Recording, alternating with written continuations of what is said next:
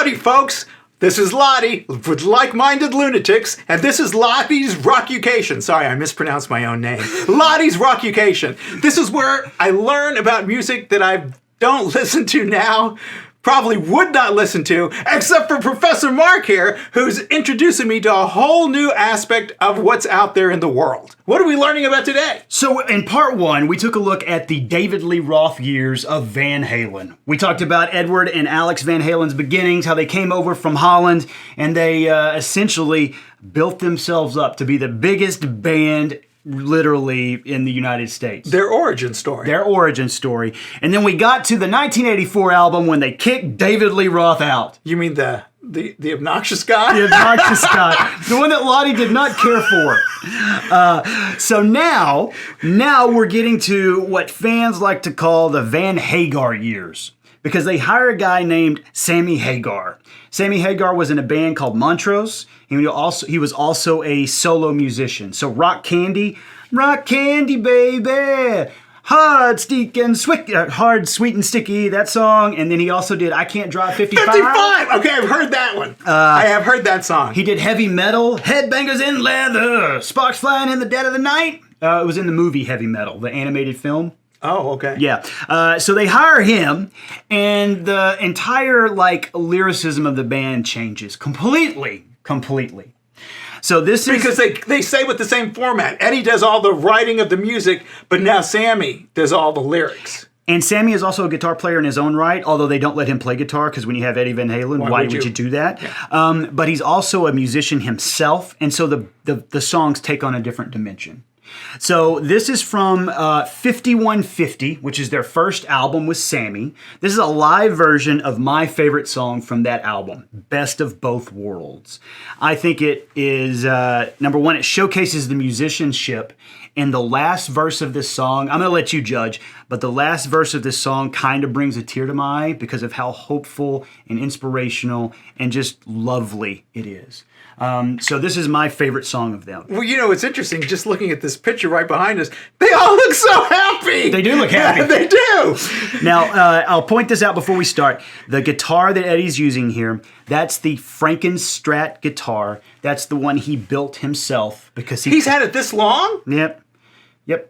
In fact, like I said, he donated it to the Met Museum, I think. Did he have more than one? Did he make more than one? Did anyone ever learn how to make one for him? We'll get to that in a second. Oh, okay. I asked too many questions. I apologize. No, you're good. But that is the original Frankenstrat guitar, which is what it was known as. Wow. Here we go. Best of Both Worlds from 5150, 1986, I believe. Yeah, I think 86. Here we go.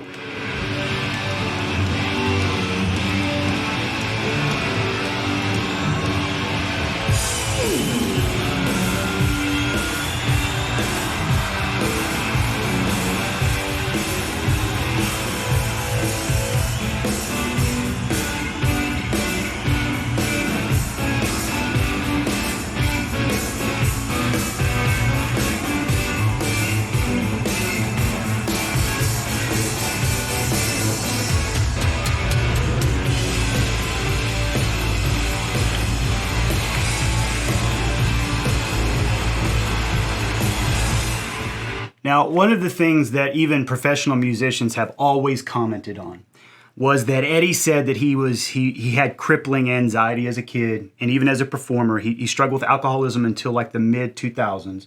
And he said a lot of that was because of anxiety and things like that. He didn't like being on stage a whole lot. But one of the things that even professional musicians have always commented on is that every time you see Edward Van Halen, that smile is on his face. There's never a preening moment. There's never a moment of fake rock and roll hardness. There's that smile. Always. He just loves playing the music. Loves playing that guitar, man.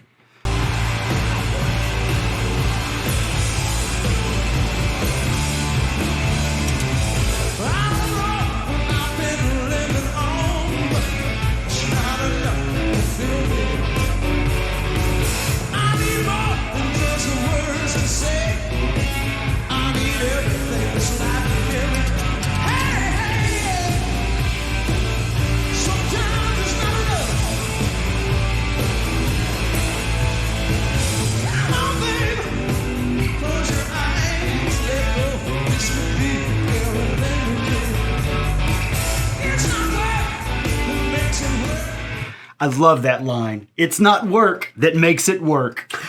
I love it.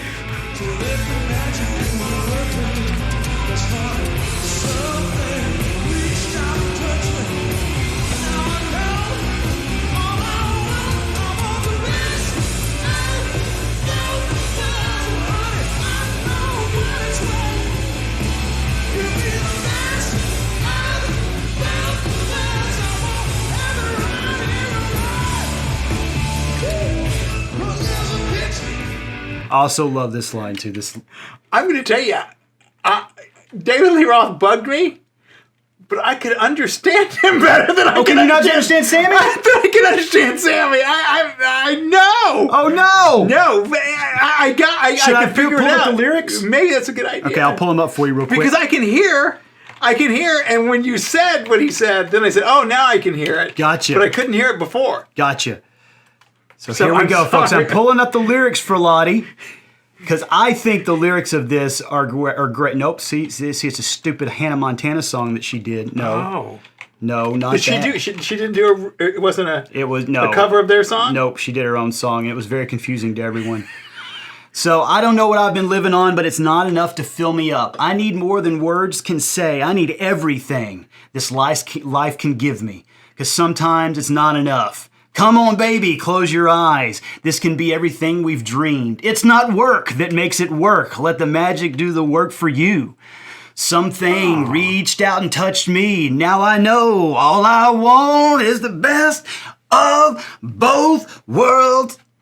Okay. Yeah. That okay. Thank you. And there is so we're at one of my favorite parts of the song here. Let me pull that over. Sorry, folks, I'm dealing with like 4 windows at a time. Here we go.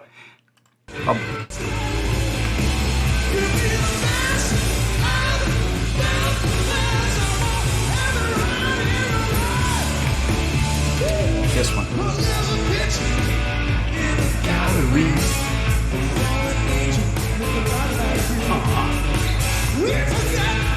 we come from, had a dream. Really, you.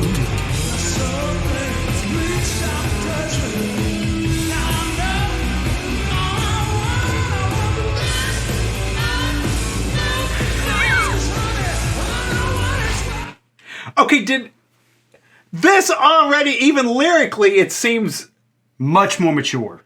Yeah, than Hot for Teacher. Hot for Teacher, yeah. What was the first one about? Running with the Devil. Yeah, this seems like it's actually a song about a person or about about connection. I know, I love it. There's a picture in a gallery of a fallen angel who looks a lot like you. I mean, this is beautiful, right? Yes, this is nice. I know. Sammy's a great lyricist. He's really great. And can I say, we just saw him several weeks, like last week. 74 sounds just like this. Really? Stunning. Well, you know what's nice is stunning. Just watching them. Because to me, if this show was a show with David Lee Roth, he would not have the guitarist or the bassist anywhere near him. This. Well, he'd be doing that, but he also would. The guitarist he would have ran away from them so that you would just have your eyes on him. Yes. Where he doesn't seem to mind being part of the band. Part of the band. Yes. I think it's a great way to put it. Yes, and Sammy did. He integrated very well with them. And when this happened, I remember when this happened, as a Van Halen, David Lee Roth fan, I was like, I got the fucking rock candy guy? What are they doing that for? I was so annoyed with that. And then this song came out. Oh. And you were okay. Oh my God. The moment I heard that line.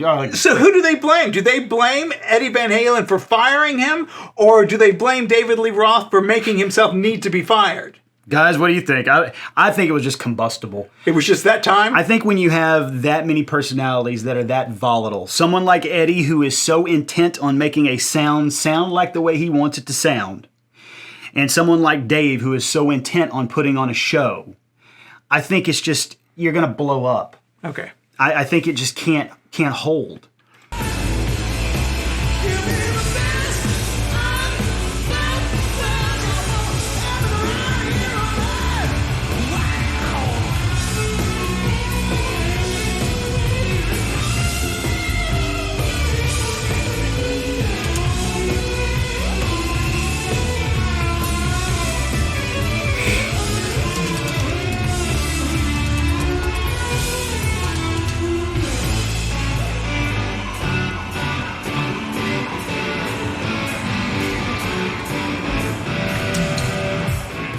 Now I'm going to go ahead and tell you this next verse is my absolute favorite.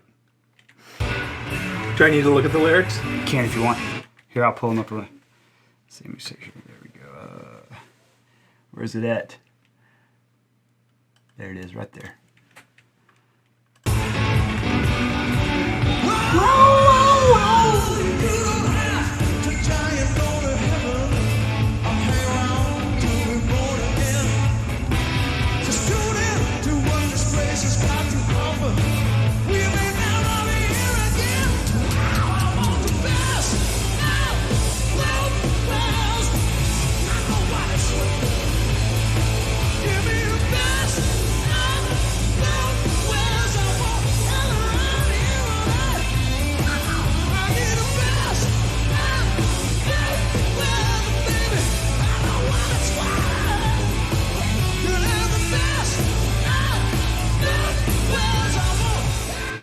Okay, is he about the same age as David Lee Roth?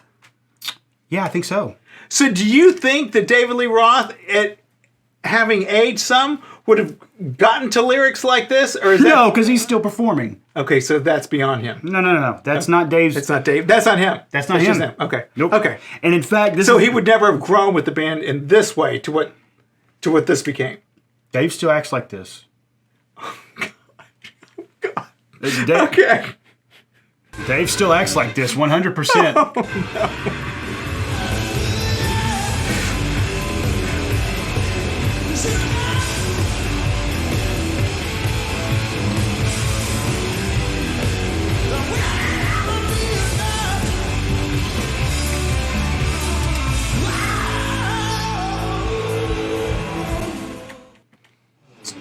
So what do you think of the first Van Hagar song? See, I like this one.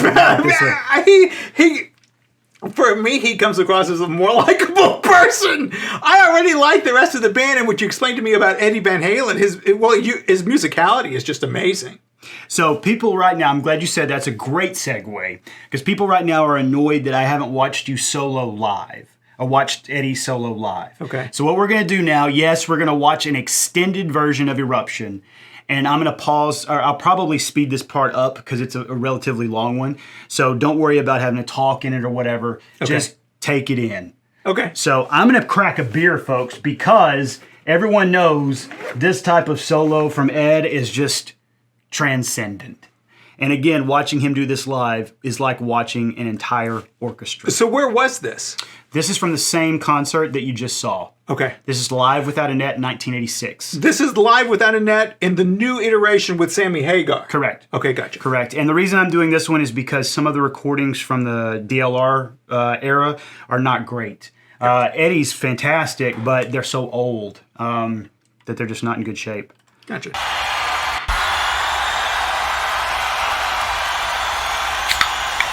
All right. So now comes my favorite part of the show. It's my favorite part of the whole evening. We've been on tour since March, and I have no better time, any time than right now, because I get to go sit down, have myself a nice cold one, and listen to the greatest rock and roll guitar player in the world, Mr. Eddie Van Halen. And I do want to stress, Sammy is a great guitar player in his own right. Did David Lee Roth ever introduce Eddie Van Halen that way? Kinda. I mean, but it was still carnival-y. Okay. Because you just get the feeling that he means it. 100%. And again, at this point, when 1984 came out, Van Halen was literally the biggest band on the planet. Where was I? I don't know. I wish you had... that's why I'm doing this now!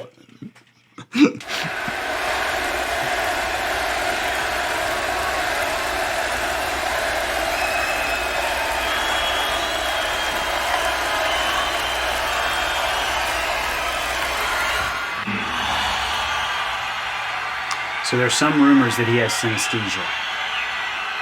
So that's the condition where people see colors over musical notes. There's a lot of speculation that he had synesthesia.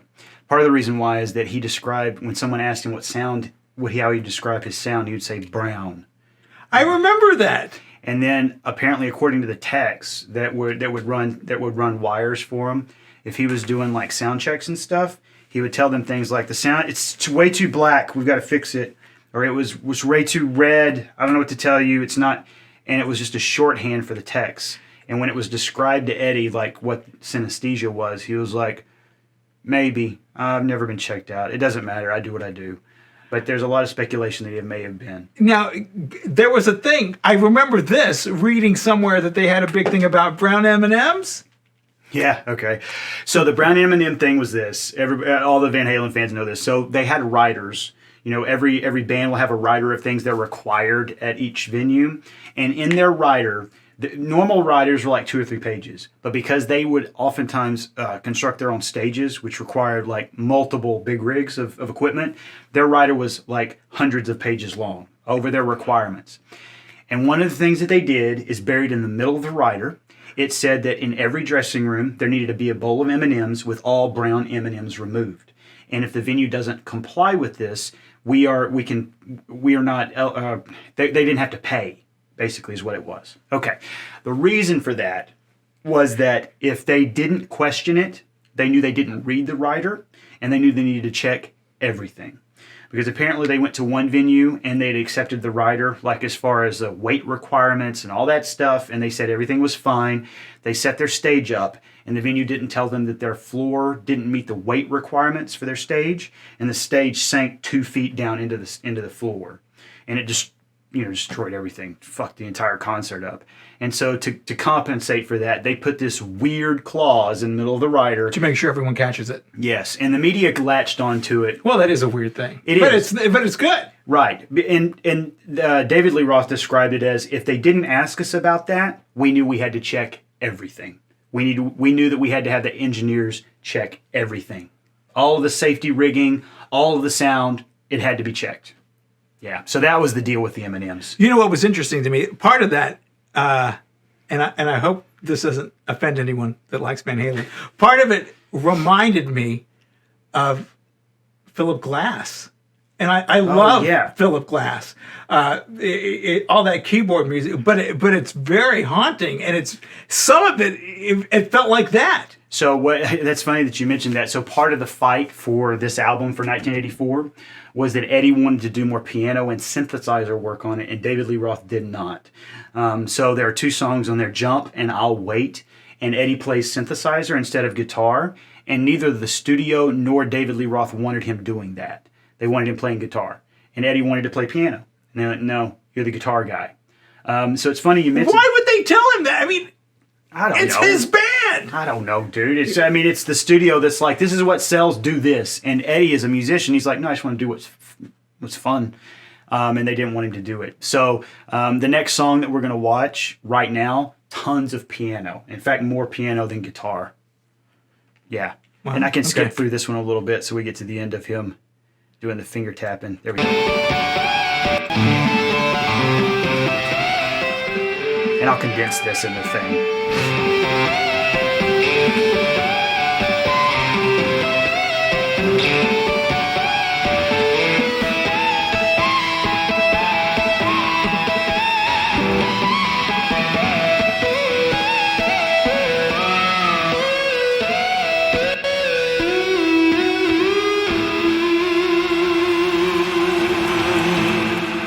All right, so we'll stop the soloing there. Okay. But I wanted you to get an impression of what Eddie was like on stage, soloing and improvising, and literally just communicating with the audience. And just enjoying himself. Having fun playing guitar. Oh. I feel like that if Eddie could have just hung out and played guitar instead of having to do like professional music stuff, he probably would have just done that. And in fact, he did. I don't know if you ever saw it, but on David Letterman's late night show on NBC when he was after Carson, there were a number of times when Eddie sat in with Paul. Is that right? Yeah. You just turn on and, is that Eddie Van Halen? Yeah, he's just playing with Paul. So this next one is off of their album For Unlawful Carnal Knowledge from 1991. This is Right Now. And it is rooted firmly in that time period. And I think you'll see from the video. But I love this song, and here, I'll pull the lyrics up for you just in case. Yeah, it's probably a good idea. since we've learned that Sammy is unintelligible to me for some reason. I don't think that he will be for this one. Okay. But we'll pull it up just in case. Oh, let me back it up, sorry. And again, this is all Ed on piano.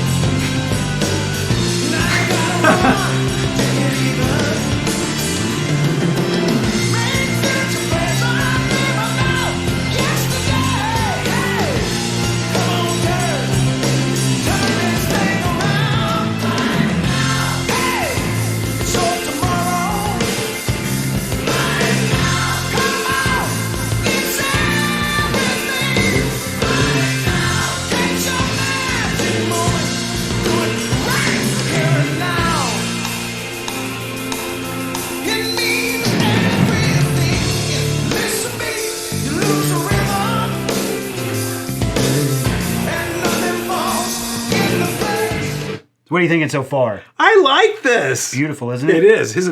His piano playing is amazing. It's great. Yeah, and I have literally found one clip of him playing classical piano online, and that's it. So did they after he played keyboards on his other? Did they ever say anything? I mean, was there any problem for him doing this? No. By this point, no. Ed's running the show by this point. Okay. So after 1984, after that album, Eddie started 5150 Studios. That was his own studio, and after that point, Ed called the shots. If Eddie didn't want to do something in the band, they didn't do it because it was his fucking studio. And he was very firm about telling people that. So no, there was never any of that push and pull from studios after that point. There was a little bit of consternation between him and Sammy at certain points because Sammy was a songwriter and musician in his own right. And so obviously they were butt heads sometimes. But as far as like studio interference, no. Nothing. By this point, they had sold literally hundreds of millions of copies of albums in the world. Eddie could do what he wants. And when you say they argued from time to time, you're talking about music because Eddie never did anything with the lyrics. Is that correct? For the most part, no. Okay. Yeah, for the most part, he'd give it to Sammy and let Sammy write the lyrics. That's why we have such a dramatic shift in musical content. We've got such a dramatic shift. I mean, this song is all about current events. Yeah. It's all about seizing the moment while it's there. It's all about that type of stuff. None of that would ever appear in a David Lee Roth song.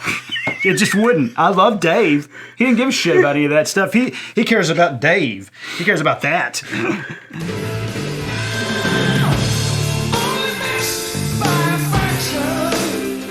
So Sammy has said that this... Where's my hand? That this image of him in this video is of him actually pissed off.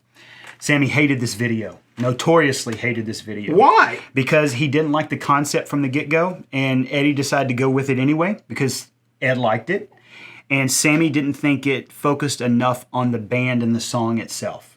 He thought that these clips of words and stuff would end up being distracting to the viewer, and they wouldn't take in the song and the band. After this came out, Sammy said I was completely wrong. It's a great video. Absolutely love it. But this image of Sammy here is him being annoyed. Is him being pissed off. He doesn't like it.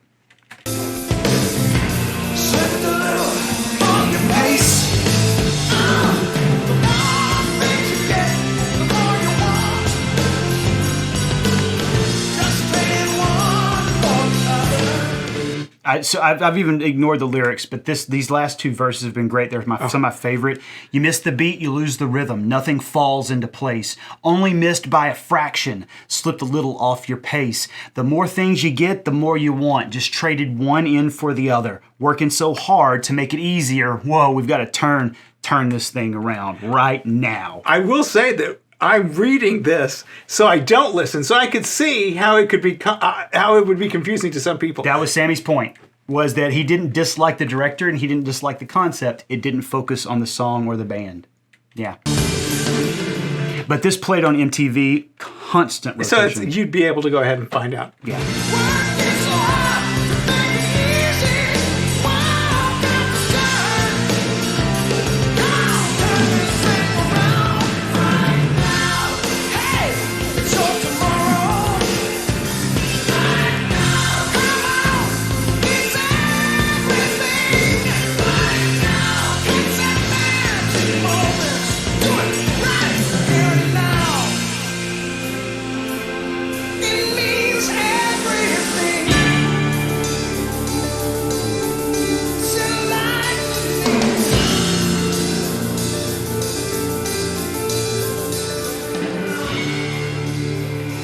That piano, though, is so haunting to me. Yeah. The tone of it, it's so beautiful. It's powerful. And haunting, yeah.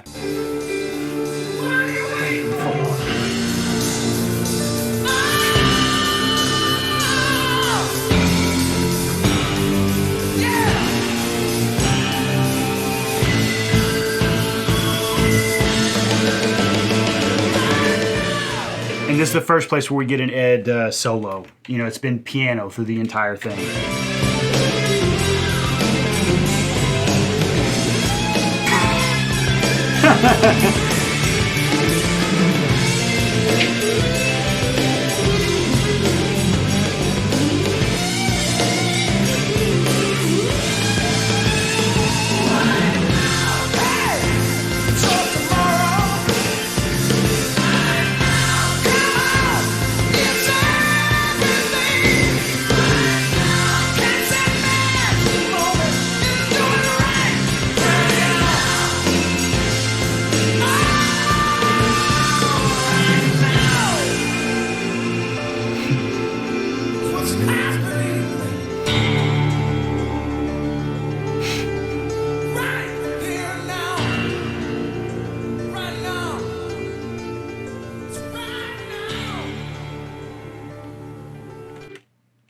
Okay, so this was in 91. For unlawful carnal knowledge? Fuck. Yeah. Okay. So this was in 91. Several years after this, Sammy would leave the band. It was unclear why. My feeling on this is that Eddie was having more and more trouble with alcoholism and stuff like that. They replaced him with a guy named Gary Cherone. Didn't work out very well. Then they brought David Lee Roth back into the band. He came back? Came back. They did a whole tour with Dave. And they let their bass player, Michael Anthony, who had been with them for a long time, they let him go. And Eddie brought his son in, Wolfgang, to take the place. Aww. Now, I'm going to let you watch just a very short clip of this. I don't want to do too much of it. This is from, what year is this? I think around 2012. By this point, Ed had been sober for about 15 years or so, maybe about 10, so somewhere around there. He got cancer. And he had had several surgeries, and they were still on tour. But I just kind of want to show you like a little bit of the difference, because you saw Ed at his prime in 1986. This is Ed on chemo as he's actually doing a solo. And you and I both have been struck by cancer. We've had to deal with people dealing with it. Yeah. And you know what they look like when they're on chemo, when they're doing through steroids, the moon face, the puffiness, the swelling. Ed's got all that. And he can't really stand up and do all the jumping. But he's going to play. He's going to play the fucking guitar.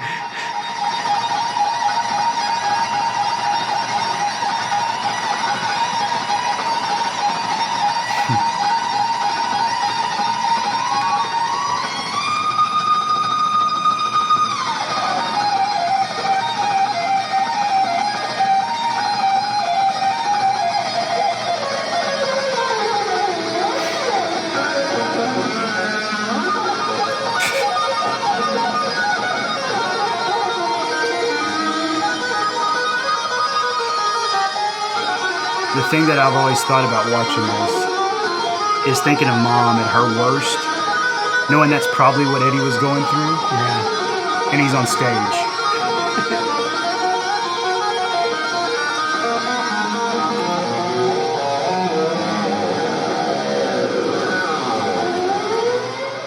And he was still doing it. And he ended up... You made me sad. I'm sorry. No, you know what this makes me... I'm sorry, I'm going to say this. People have all sorts of ideas about what happens to us and why. Yes. And I think looking at this, and we don't know why things happen to us. We don't know what's going, and we don't know how to fix it. And if doing things you love could fix things, he'd still be alive. Absolutely. So sometimes you just go. Yeah.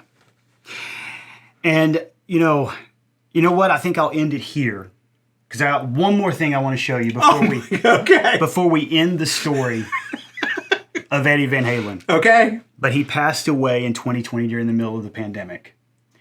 I remember being in the gym in the other room, and I remember I was in between a set. I was working out, and sometimes as I'm cooling off or whatever, I'll just scroll through the Google feed or whatever, and I hit that.